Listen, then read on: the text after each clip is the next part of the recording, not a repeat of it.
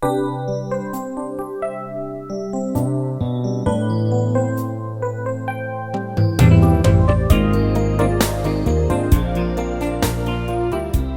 Biblias en el libro de Primera de Timoteo, capítulo 1, versículo 17. Primera de Timoteo 1, 17. Vamos a leer la palabra del Señor. Dice así: por tanto, al Rey de los siglos, inmortal, invisible, al único y sabio Dios, sea honor y gloria por los siglos de los siglos. Amén. ¿Cuántos creen que Dios es digno de recibir toda la gloria y todo el honor? Amén. Y precisamente en esta noche nos hemos reunido para cantarle, para exaltarle, para darle todo el honor a aquel que es el Rey de los siglos, al único Dios verdadero, al inmortal. Y en esta lista que hemos leído, Pablo dice al invisible. Y siguiendo con la serie ¿Quién es Dios?, toca el 10º mensaje, cuyo título es Dios es invisible. Y antes de orar, quiero pedirle que vayamos a Primera de Timoteo 6, 16. Vamos a leer también Primera de Timoteo 6, 16, que dice así: el único que tiene inmortalidad, que habita en luz inaccesible, a quien ninguno de los hombres ha visto ni puede ver, al cual sea la honra y el imperio sempiterno. Amén. Vamos a orar, hermanos, vamos a cerrar nuestros ojos, oremos al Señor. Padre eterno Dios, te damos gracias, Señor, que nos permites estar aquí en este lugar al cual llamamos tu casa, para adorarte, para alabarte, Señor, y en esta hora para escuchar tu palabra. Queremos, Señor, reverenciar tu nombre. Queremos estar atentos, Señor, a tu voz. Bendícenos, Señor, con tu palabra, porque anhelamos ser edificados, fortalecidos, nutridos. Queremos, Señor, a través del poder de tu palabra ser transformados, ser cambiados, mudados, Señor. Que nuestras vidas puedan ser cada día más semejantes a Cristo, en su carácter, en su pureza, en su santidad. Ayúdanos, Señor, bendícenos, te lo pedimos, en el nombre de Cristo Jesús. Amén, amén. ¿Ha escuchado usted la frase de algunas personas que dicen: si no lo veo, no lo creo? Una frase similar: ver para creer. Es el argumento y la frase de algunos para sostener su ateísmo. Ellos dicen: como no veo a Dios, pues no creo en Dios. Bueno, Tomás, aunque creemos que Tomás no era ateo, pero Tomás dijo algo parecido. Dijo: si yo no viere las heridas de los clavos en sus manos, refiriéndose a Jesús resucitado, si no metiere mi dedo en el lugar de los clavos, si no metiere mi mano en su costado, no creeré. Y yo le pregunto a usted y me pregunto a mí respecto a nuestra fe: ¿en qué está basado su fe? ¿Es acaso la fe un salto al vacío? ¿Es acaso una fe ciega? Bueno, el libro de Hebreos, el capítulo 11, versículo 1 dice: es pues la fe la certeza de lo que se espera, la convicción de lo que no se ve.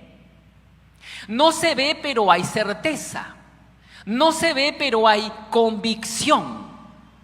Y si seguimos al versículo 27 de Hebreos 11, dice: por la fe dejó Egipto, y se refiere a Moisés, no temiendo la ira del rey, porque se sostuvo como viendo ¿a quién? Al invisible. 40 años tenía Moisés cuando huyó de Egipto. Él había querido poner en paz a 2 de sus hermanos, pero había matado a un egipcio y tuvo que huir, poniendo su fe, su confianza en aquel que es invisible. Y 40 años más, es decir, a sus 80 años, Dios lo va a comisionar para regresar a Egipto y sacar al pueblo de Israel. Pero Moisés tiene una preocupación. Moisés le dice a Dios en Éxodo 4:1: he aquí ellos no me creerán, ni oirán mi voz, porque dirán, no te ha aparecido Jehová. Bueno, hermanos, cuando yo era adolescente, tenía un conflicto, una lucha mental. Me intrigaba mucho el hecho de saber que Dios era invisible. Le atribuía a Dios en mi ignorancia escasez o limitación. Dios está limitado. Yo me miraba al espejo, miraba mis manos, mi rostro y decía, yo tengo un cuerpo físico y además tengo un espíritu invisible. Puedo ver mi cuerpo, mi espíritu no lo puedo ver, pero tengo ambos. Tengo cuerpo visible, tengo un espíritu invisible, pero Dios solamente tiene espíritu invisible. Qué limitado que está Dios. No comprendía, no entendía. Con esa frase, con ese argumento, le atribuía a Dios limitación. Bueno, tuvieron que pasar muchos años para luego comprender y entender que una de las principales razones por las cuales Dios es invisible es porque Dios ha diseñado que tú y yo creamos en Él mediante la fe. Pero no es una fe ciega, no es una fe irracional, es una fe que tiene base. Es una fe basada en la palabra de Dios, es una fe basada en las promesas de Dios, es una fe que aunque Dios siendo invisible se ha mostrado, se ha manifestado de diversas maneras. Y entonces tenemos allí el pasaje conocido de Salmos capítulo 19 versículo 1 que dice así: los cielos cuentan la gloria de Dios y el firmamento anuncia la obra de sus manos. Y otro verso en el Nuevo Testamento, algo parecido, Romanos 1:20 dice, porque las cosas invisibles de Él, su eterno poder y deidad, se hacen claramente visibles desde la creación del mundo, siendo entendidas por medio de las cosas hechas, de modo que no tienen excusa. Anoche estuve viendo un documental acerca de los peces, de los seres en las profundidades del océano. Como el hombre va inventando y creando naves cada vez más poderosas que pueden soportar la presión del agua, pueden sumergirse cada vez más y encontrar seres maravillosos, unos peces fantásticos. Pero me daba pena la interlocutora, desde luego atea, que atribuía millones y millones de años que evolucionaron estos seres. Inclusive decía, algunos se quedaron en la mitad de la evolución. Habían seres que parecían rocas. Bueno, había una especie de mantarraya con sus dos ojos sobresalidos como antenas. Cada ojo podía girar y orbitar de manera independiente. ¡Qué fantástico! Podemos ver a Dios en lo alto y en lo profundo. No hay excusa. Para aquel hombre que niega a Dios solamente hay dos posibilidades: o es un necio o es un mentiroso simplemente. Pero hay otro pasaje más extraordinario aún, que es Juan capítulo 1 versículo 18, que dice así: a Dios nadie le vio jamás, el unigénito Hijo que está en el seno del Padre, Él le ha dado a conocer.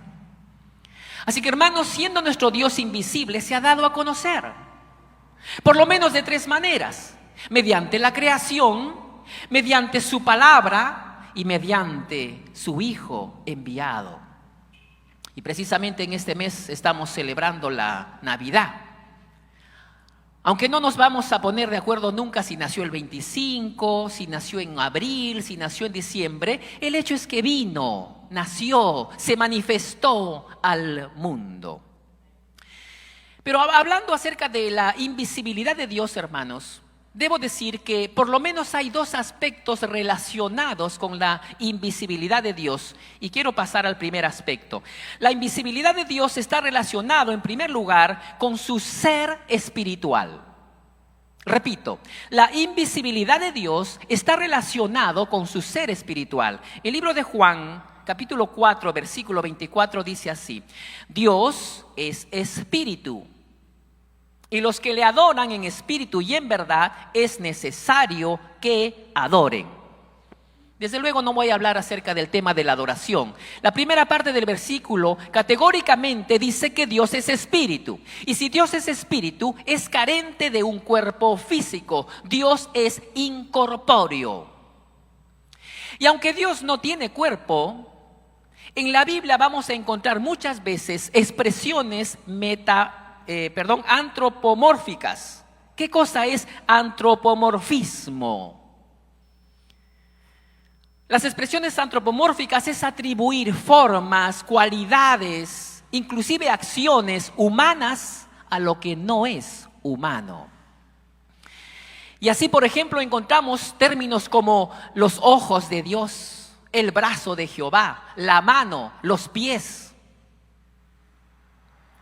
Todos los términos antropomórficos han de interpretarse en un sentido metafórico, nunca en un sentido literal. Por ejemplo, en el libro de Éxodo capítulo 3 versículo 20 nos habla acerca de la mano de Dios. Dice así Éxodo 3:20: pero yo extenderé mi mano y heriré a Egipto con todas mis maravillas que haré en él, y entonces os dejará ir. Bueno, sería inconcebible imaginar literalmente que Dios abre el cielo y muestra su mano, y que Dios tiene dedos, y que Dios tiene uñas. Eso es inconcebible. Esto es una expresión antropomórfica. Dios no tiene mano. Se debe entender en un sentido metafórico. Como cuando alguien dice: aquel presidente en aquel país ha puesto mano dura contra la delincuencia. Ahí usamos la palabra mano. O como cuando David le dijo a una mujer que había venido a hablar delante de él, contando una historia, que tenía 2 hijos y que uno mató al otro y que había huido y que ella era viuda y que los familiares querían matar al hijo vivo. Y entonces David le dice: bueno, hazlo traer o tráelo, hazlo venir. No morirá, le da su palabra. Y la mujer le dice: bueno, es que eso es lo que tú has hecho con tu hijo, con tu desterrado. Hazlo venir.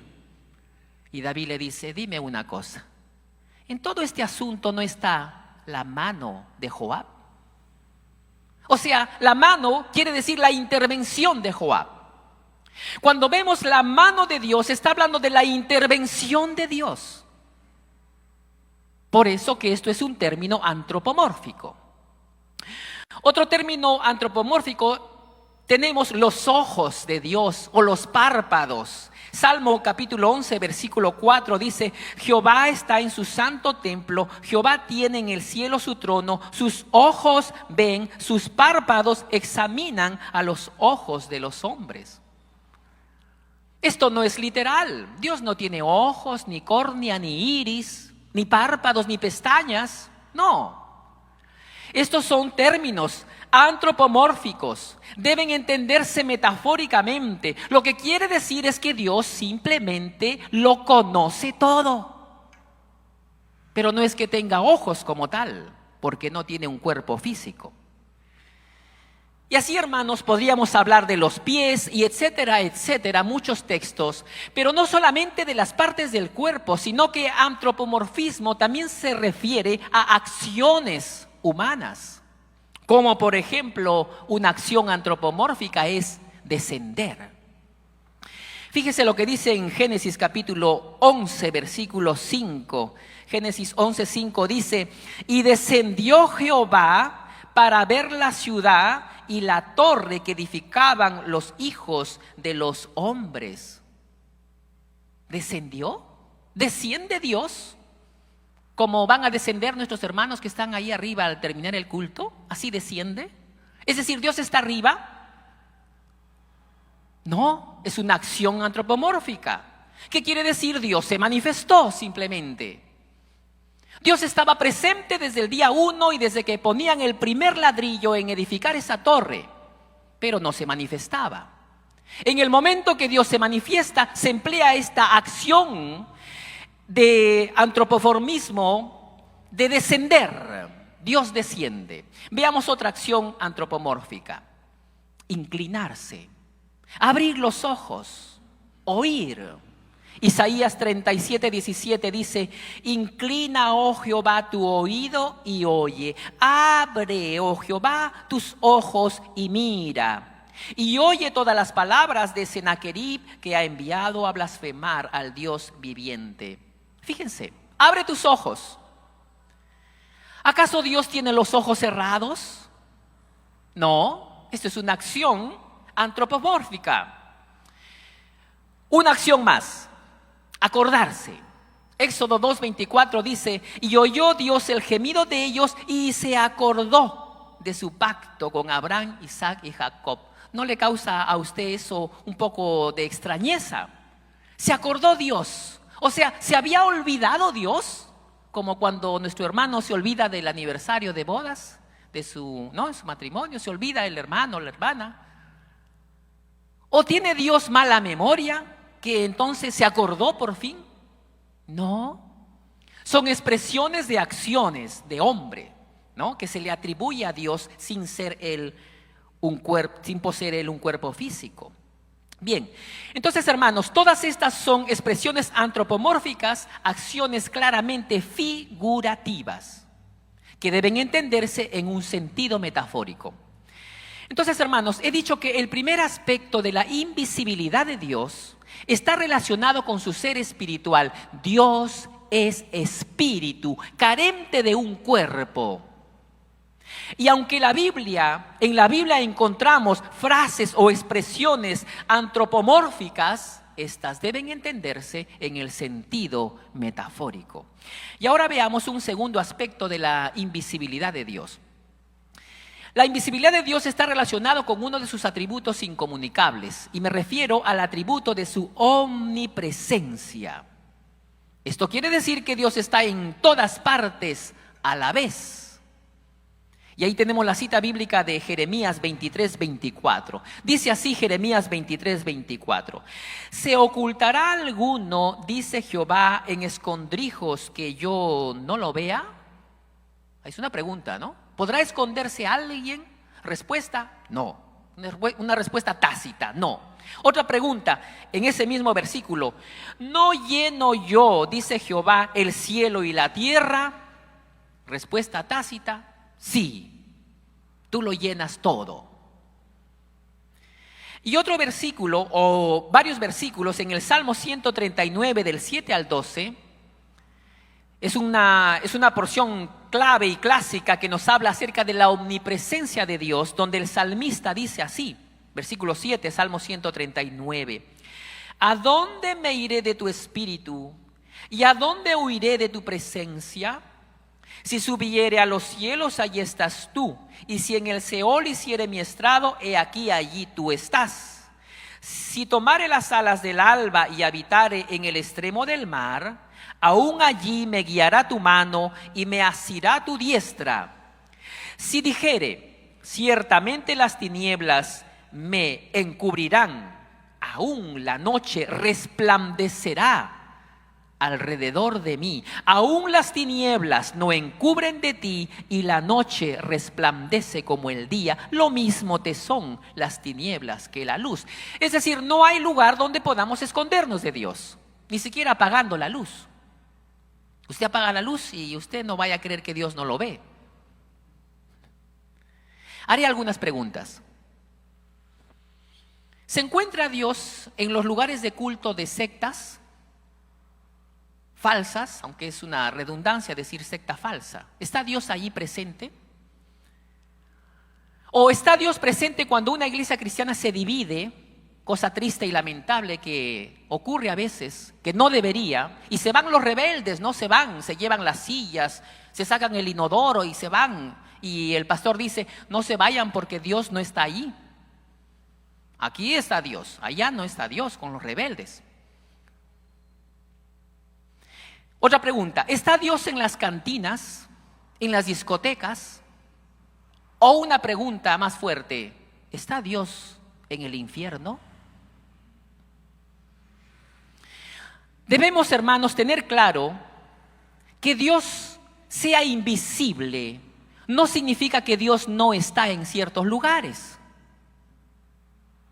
A lo mejor la frase Dios no está en la discoteca quiere decir Dios no aprueba lo que se hace en ese lugar. Pero eso no quiere decir que Dios no esté presente.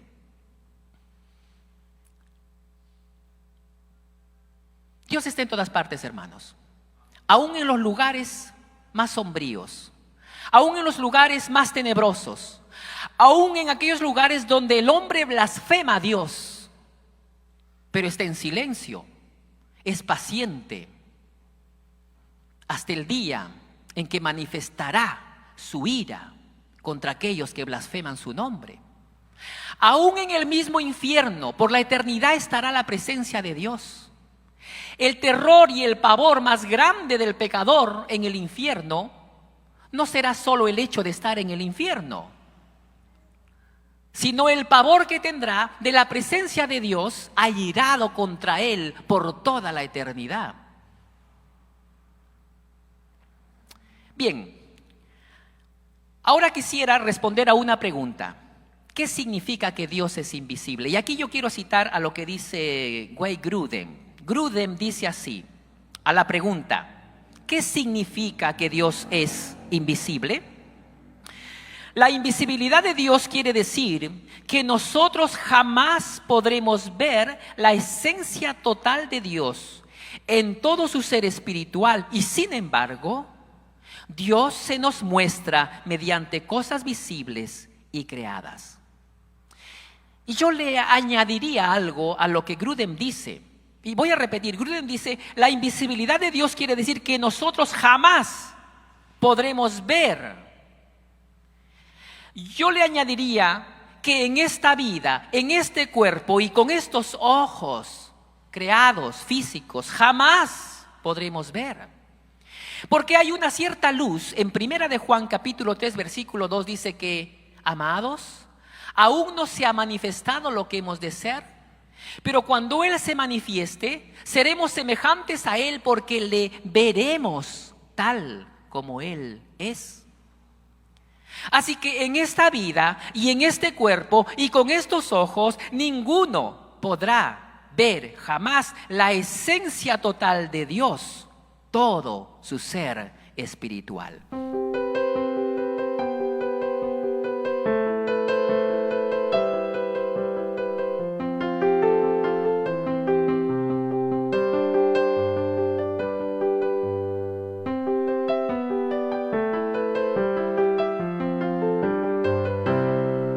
Hermanos, cuando hablamos de la invisibilidad de Dios, no podemos pasar por alto un pasaje de la Escritura que necesita ser explicado, porque muestra cierta aparente contradicción. Y me refiero al pasaje de Éxodo capítulo 33, versículo 11, y vamos a leer la primera parte del versículo 11, dice así: y hablaba Jehová a Moisés cara a cara, como habla cualquiera a su compañero.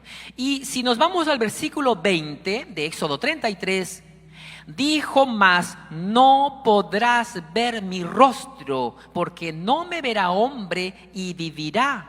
¿Cómo podemos entender estos versos de aparente contradicción? En el 11 dice que Moisés hablaba cara a cara, en el 20 dice no podrás ver mi rostro.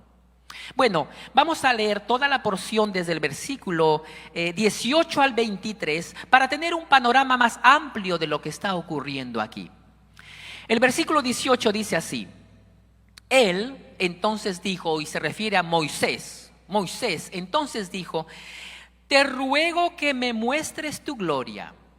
Y le respondió: yo haré pasar todo mi bien delante de tu rostro y proclamaré el nombre de Jehová delante de ti y tendré misericordia del que tendré misericordia y seré clemente para con el que seré clemente. Dijo más: no podrás ver mi rostro porque no me verá hombre y vivirá. Y dijo aún Jehová: he aquí un lugar junto a mí y tú estarás sobre la peña. Y cuando pase mi gloria, yo te pondré en la hendidura de la peña y te cubriré con mi mano hasta que haya pasado. Después apartaré mi mano y verás mis espaldas, mas no se verá mi rostro.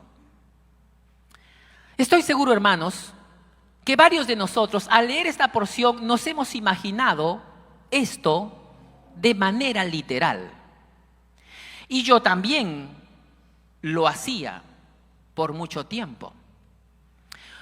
Me imaginaba algo así como, usted vio la película King Kong, donde King Kong con su mano toma a aquella dama y la lleva, ¿verdad? Entonces, con esta lectura yo me imaginaba, y seguramente usted también, que Dios toma en su mano a Moisés y lo cubre para que no le vea el rostro y lo coloca en un huequito de la peña y pone su mano como una puerta y Moisés no puede ver. Y Dios va pasando y estirando su brazo, y cuando ya ha pasado quita su mano y Moisés puede ver las espaldas de Dios. ¿Lo imaginó usted así?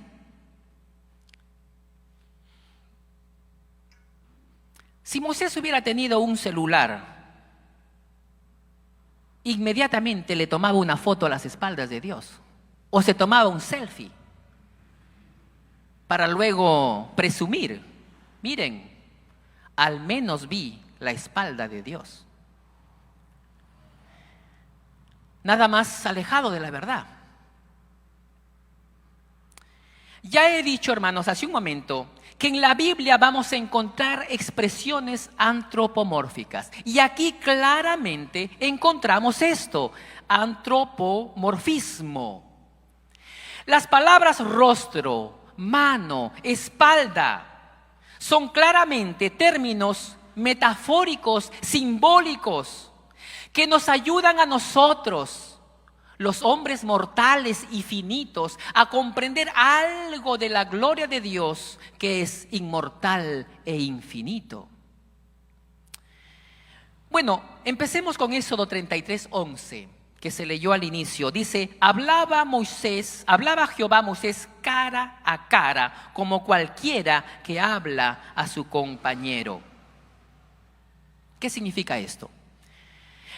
La explicación que yo daré la he tomado del comentario Mundo Hispano. ¿Qué significa hablar cara a cara con Dios? Hablar cara a cara con Dios nos habla acerca de la proximidad, de la cercanía. Un hijo ciego de nacimiento puede hablar con su padre o con su madre cara a cara. Aunque Moisés no podía ver a Dios con sus propios ojos, la frase que dice que hablaba cara a cara nos dice que Moisés estaba delante de él, en su presencia. Aunque físicamente Moisés pudiera estar postrado, con su rostro en tierra o aún con sus ojos cerrados, esta frase de hablar cara a cara significa que no existía ni un intermediario entre Dios y Moisés. Esto es lo que significa hablar cara a cara. Muy bien, ahora vayamos al versículo 18.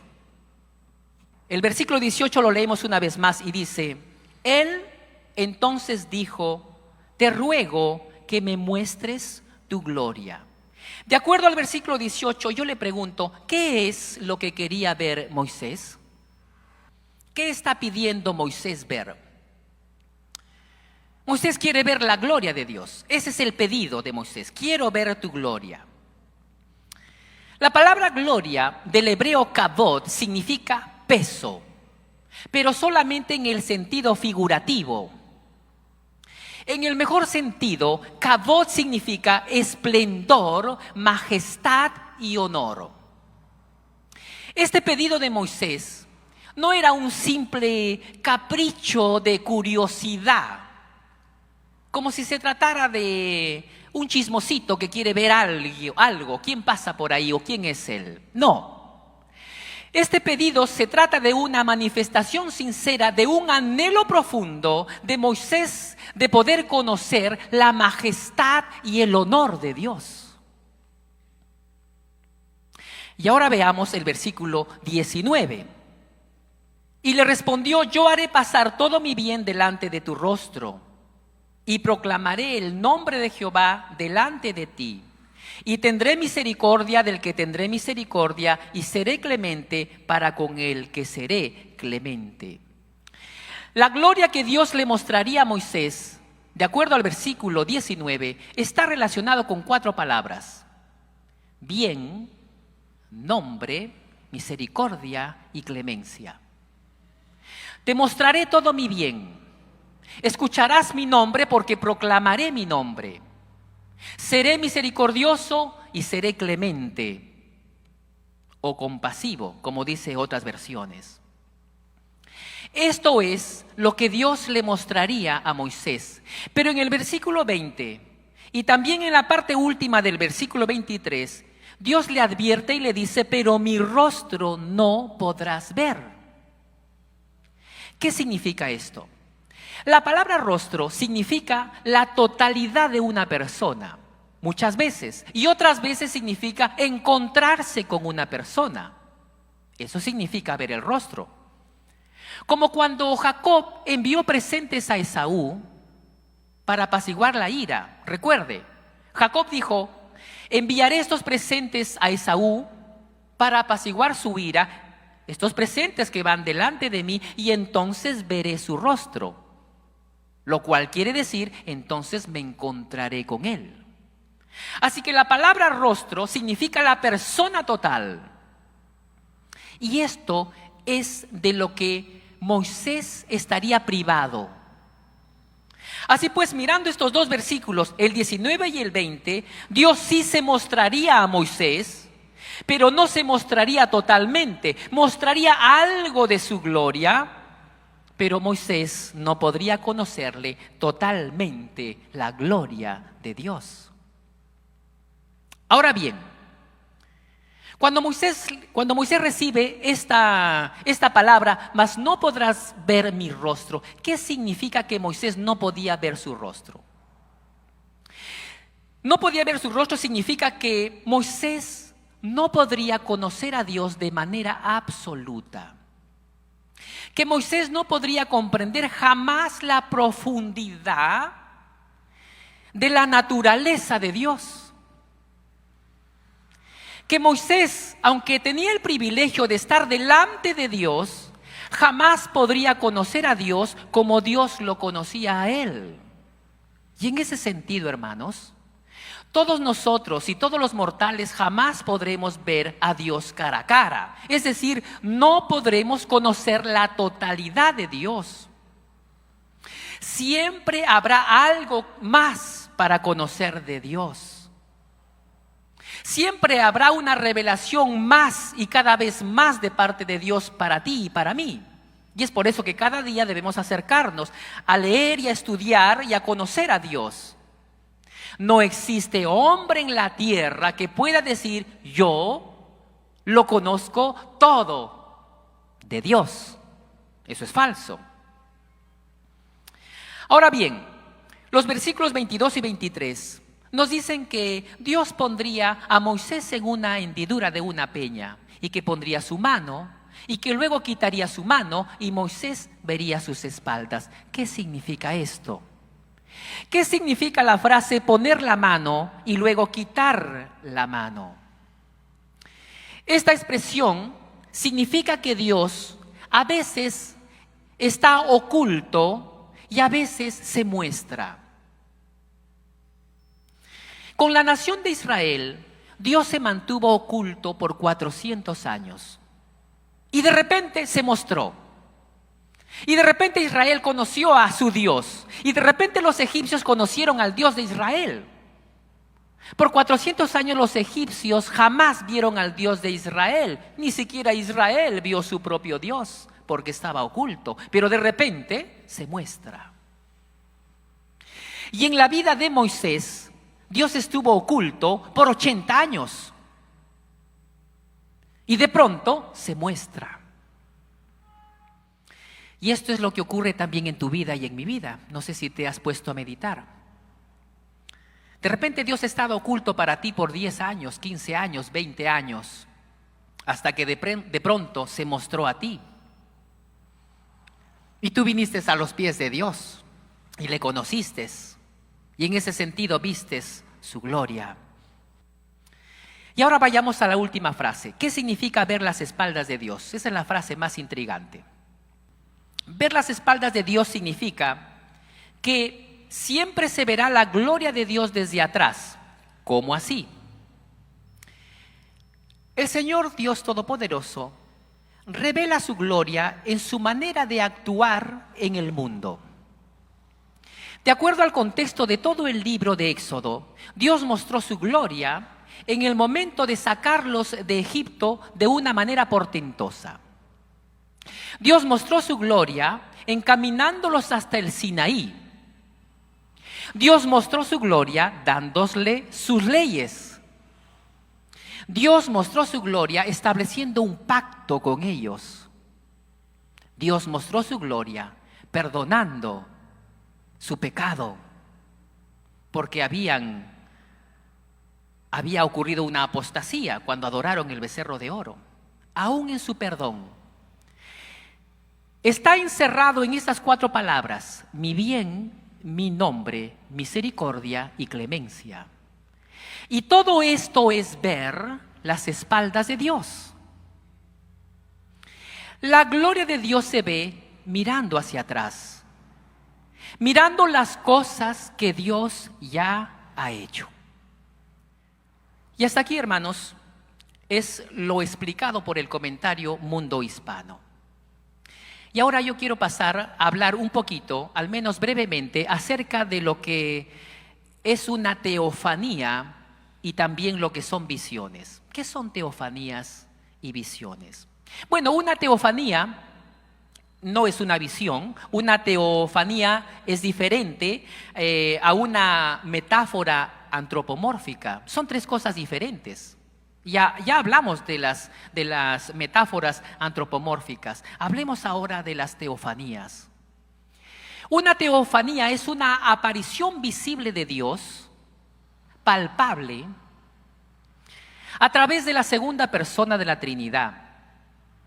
Es una manifestación de Cristo antes de su encarnación, muchas veces llamado como el ángel de Jehová. En la Biblia encontramos muchas teofanías. Dios se apareció a Abraham cuando le comunicó que iba a destruir Sodoma y Gomorra. Abraham lo invitó a comer, se sentó, comió, caminaron y Dios le habló. Eso es una teofanía. No era una visión. Otra teofanía es cuando Dios se le apareció a Agar en la fuente de agua, cuando Agar huía porque Sarai la afligía. Ella estaba encinta y Sarai pues la afligía y ella huyó. Otra teofanía es cuando Dios se le apareció a Jacob y Jacob luchaba con un hombre hasta que rayaba el alba. Y aquel hombre, que no era otro sino Dios mismo, en una manifestación de teofanía, lo descoyuntó de su muslo y se salió su tendón, y por eso que Jacob cojeaba. No fue una visión. Jacob lo pudo tocar, pudo abrazarlo. Y así tenemos varias teofanías en la Biblia. Y finalmente, ¿qué son visiones? En la Biblia encontramos por lo menos 2 visiones. La visión de Daniel en el capítulo 7 y la visión de Juan en Apocalipsis capítulo 4 y 5. Daniel nos cuenta que en su visión vio a un anciano de días sentado en un trono cuya vestimenta era blanco como la nieve y su pelo era claro como la lana limpia. Y Juan en su visión nos dice algo parecido. Juan vio a uno sentado en un trono cuyo aspecto era como piedra de jaspe y de cornalina. ¿Y qué quiere decir todo esto de una visión? Y aquí yo quiero citar a Oliver Bushwill, que dice así respecto a estas visiones. Bushwill dice: el estudio cuidadoso de estas 2 visiones pone en evidencia que jamás se describe una forma física. La apariencia de piedra de jaspe y de cornalina y la apariencia de uno cuyo vestido era blanco como lana limpia son palabras simbólicas del carácter espiritual de Dios. Es decir, una visión no está describiendo aspectos físicos, sino el carácter de Dios.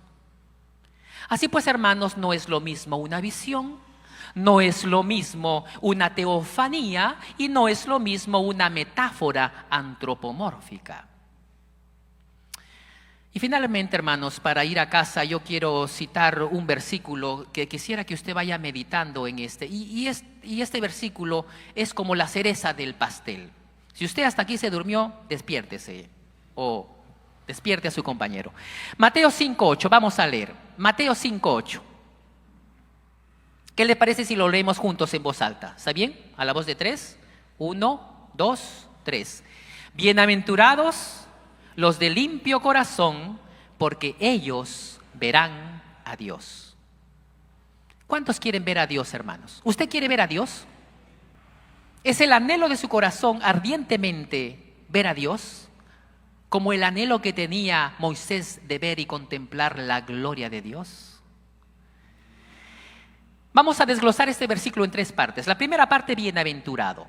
Bienaventurado es feliz o dichoso. Bienaventurado en términos de Dios es aquel que tiene un corazón limpio. Bienaventurado de acuerdo a la óptica de Dios no es la bienaventuranza del mundo.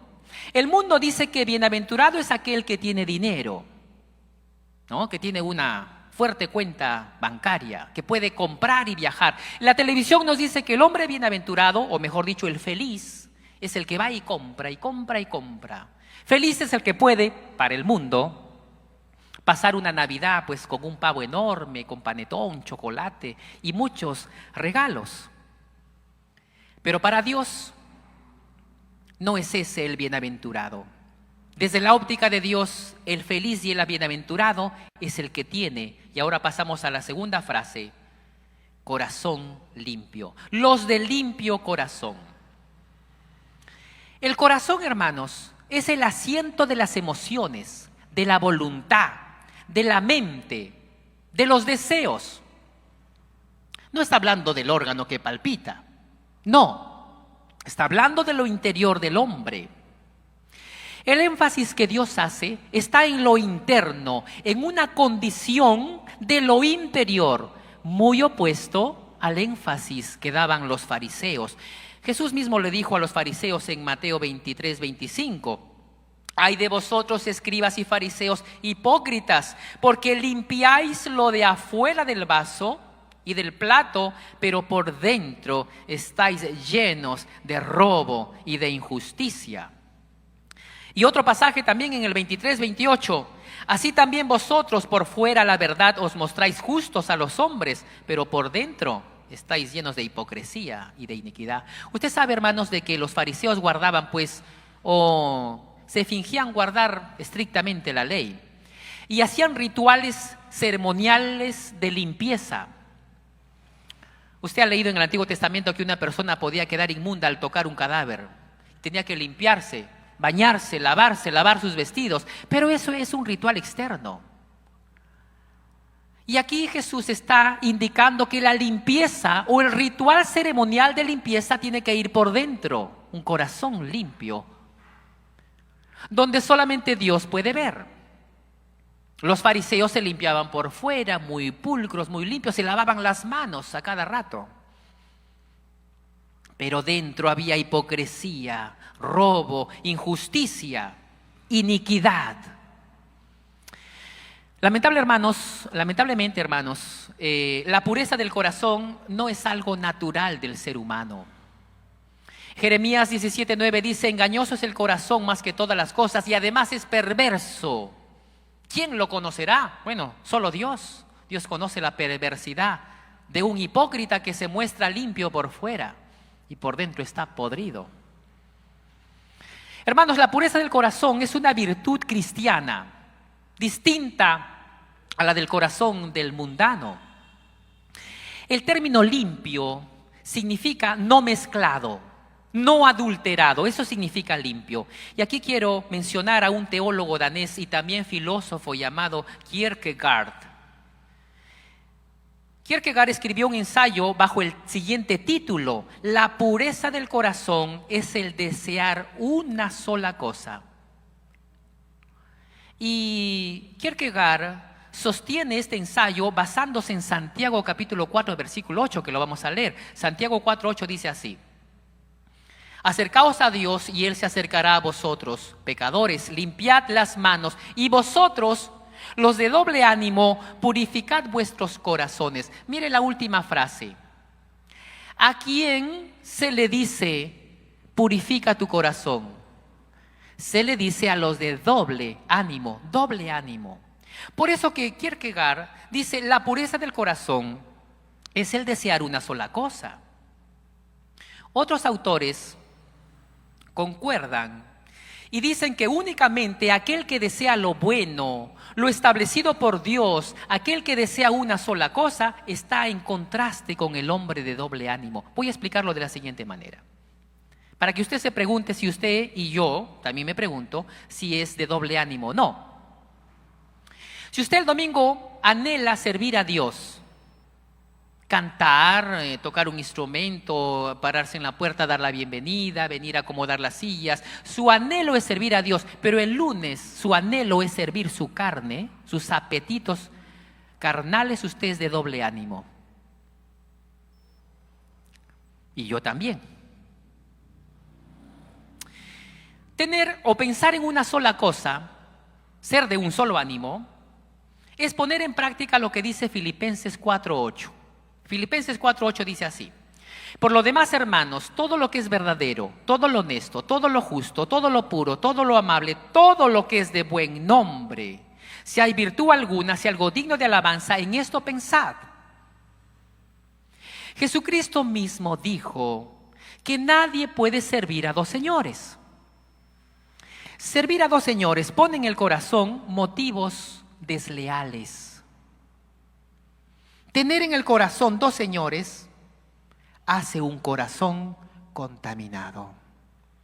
Entonces, hermanos, la pureza del corazón es poder concentrar todo tu ser solamente y exclusivamente en Dios.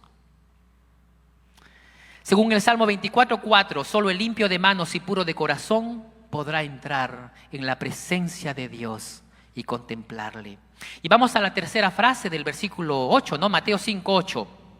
Dijimos, bienaventurados los de limpio corazón, y la última dice, porque ellos verán a Dios. Amados hermanos, ver a Dios no es un asunto de una visión óptica. Ver a Dios tiene que ver con comunión, compañerismo con Dios. ¿Cuántos anhelan tener comunión y compañerismo con Dios? Pues ya sabemos lo que tenemos que hacer: limpiarlo de adentro y ser de un solo ánimo. Hermanos, no debiera ser nuestra preocupación que nuestros ojos físicos lograran ver a Dios invisible. No. Nuestra mayor preocupación debería ser tener un corazón limpio y entonces gozar de plena comunión con Dios, porque esto es ver a Dios. Oremos. Padre eterno Dios, te damos gracias, Señor. Tú eres invisible, nuestros ojos físicos no pueden verte. Pero el contemplar tu gloria, Señor, es un anhelo bueno, una bienaventuranza. Bienaventurados los de limpio corazón, porque ellos verán a Dios. Este es el mayor anhelo de nuestro ser: verte, Señor, disfrutando comunión contigo y compañerismo. Verte cada día de nuestra vida. Por eso, Señor, que reflexionando en nuestro caminar, en nuestro diario vivir, nos damos cuenta, Señor, que muchas veces hemos tenido una lealtad dividida, hemos sido de doble ánimo, amando las cosas de Dios y luego amando las cosas del mundo, de nuestra carne, de nuestras pasiones. Perdónanos, Señor, ayúdanos. Queremos verte, queremos contemplarte, pero sabemos, Señor, que debemos cultivar un corazón limpio. Ese es el anhelo de nuestro corazón, Señor. Ese es nuestro deseo, ese es nuestro pedido. Sí, Señor, Gracias, Padre. Oramos a ti en el nombre de Jesús. Amén. Amén.